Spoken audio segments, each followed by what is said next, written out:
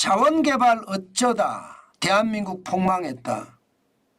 참 이 말은요, 박근혜 정부 때부터 시작이 돼서 문재인 정부까지 지금까지 거의 말입니다 11년째 대한민국 자원개발은 실제로 폭망했습니다. 참 안타깝죠. 지금 2017년에 그래도 해외 자원개발 특별융자 사업 예산은요 1,000억 정도 있었습니다. 그러던 거 2018년에 문재인 정부가 들어서면서 700억으로 줄였죠. 그러다가 2019년에는 367억은 최대로 낮췄어요. 최대로.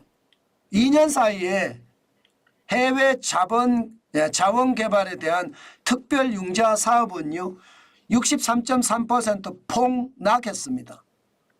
예, 1,000억이 367억 원으로 줄어들었으니까요. 633억 원이나 떨어졌잖아요. 최악이죠. 진짜 나쁘죠. 자원개발을 아예 안 한다는 거예요.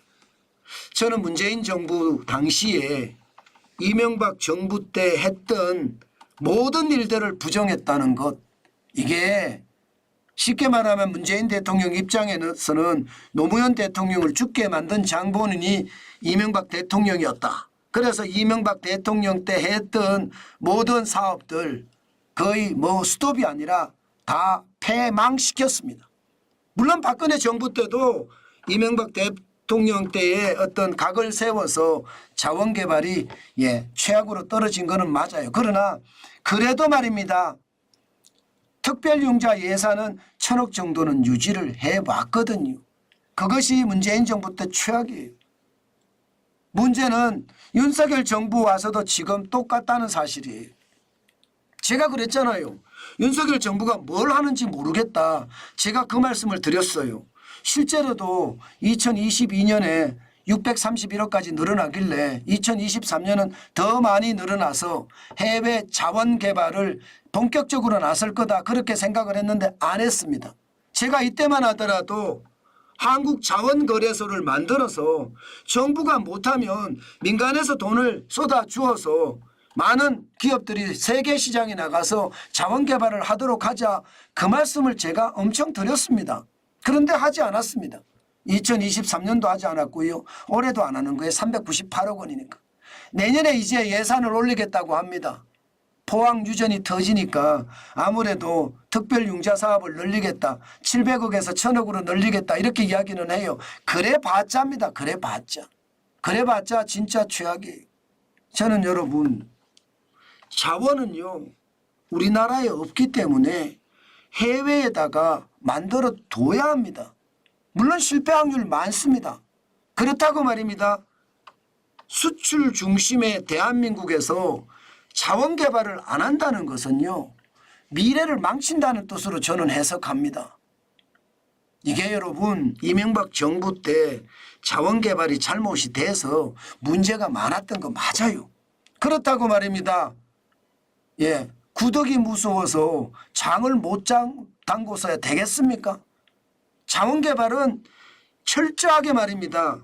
대한민국 국가라는 테두리 안에서 검증을 하고요. 또 해야 됩니다. 그래서 제가 국가가 못하면 한국자원거래소를 만든 다음에 이 자원거래소서 민간이 투자해서 자원개발하는 걸 만들도록 하자는 제 제안도 말씀을 드렸잖아요. 지금 그게 필요하다고 생각을 하거든요. 사실 말입니다. 문재인 정부 때는 다 팔아먹었어요. 해외 주요 강산 지금 보세요. 2018년에 호주에 물리벤 유연탄 강산 팔아먹었고요. 2019년에는 미국의 로즈먼트에 있는 구리 강산 팔아먹었고요. 2021년에는 칠레에 있는 산 도밍고 구리 강산 팔아먹었습니다. 그리고 2021년 캐나다에 캡스톤이라는 기업 지분을 가지고 있었는데 이것도 구리 강산 팔아먹었습니다. 현재까지 말입니다. 구리 강산을 투자했다가 손해본 것만 하더라도 많고요. 저는 왜 이런 사적 감정을 가지고 국가 백년대계를 건드리는 거 참 미쳤다고 생각합니다. 이래서는 안 되잖아요. 대통령이라면 대한민국의 수반인데 대한민국의 수반이 사적 감정을 가지고 이게 국가 정책을 대응한다는 것 참 안타깝습니다. 그렇지만 뭐 현실이 된 걸요. 뭐 여러분에게도 제가 말씀을 드렸습니다. 이 당시에 팔 때도 제가 말씀을 드렸고요. 그러나 우리는요 자원 개발을 해야 합니다.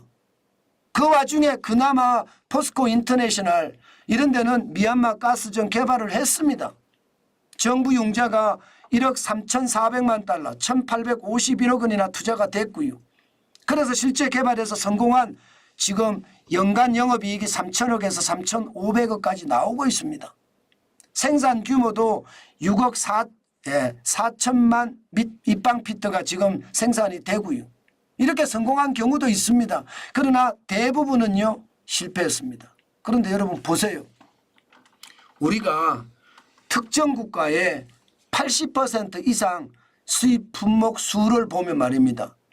지금 수입하는 게 전체는 12,586개입니다. 그런데 특정 국가의 80% 이상 지금 의지하는 곳은요 3,941개 품목입니다. 굉장히 많죠. 그중에 중국에는 1,850개 품목이고요. 거기에 미국은 503개, 일본은 438개고요. 기타가 1,150개예요. 여러분 보시다시피 특정 국가의 80% 이상 의존을 하게 되면요. 이게 특정 국가가 수출 안 하는 순간 말입니다. 우리나라엔 대란이 일어나요. 요소수 대란이 일어났는 거 여러분도 기억하시죠? 요소수가 난리가 났잖아요. 뭐 디젤 차에는 요소수를 반드시 넣어야 되는데 그 요소수가 동이 나서 말입니다. 가격이 천정부지로 올라가기도 했잖아요. 어디 그뿐입니까? 시골에서는요 요소 비료가 부족해서 난리가 났습니다. 가격이 많이 올라가고요. 이게 말입니다.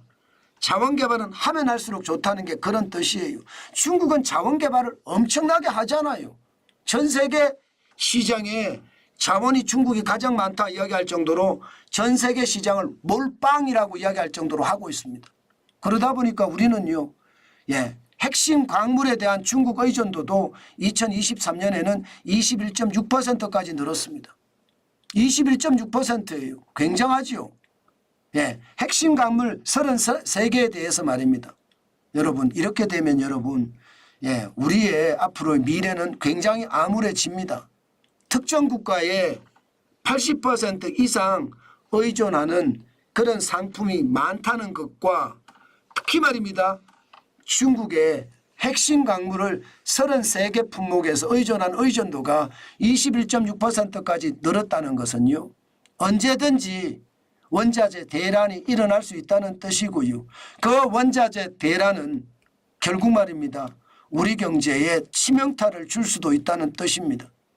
저는 어떤 문재인 정권이든 박근혜 정권이든 이명박 정권이든 윤석열 정권이 정권 차원을 떠나서 말입니다.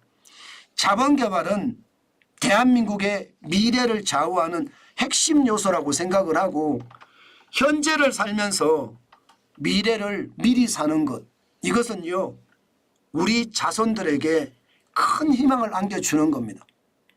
지금처럼 현재를 살면서요 미래를 끌어다 쓰는 것은요 우리 자손들에게 노예가 되라 하는 것과 저는 다름이 없다고 생각합니다.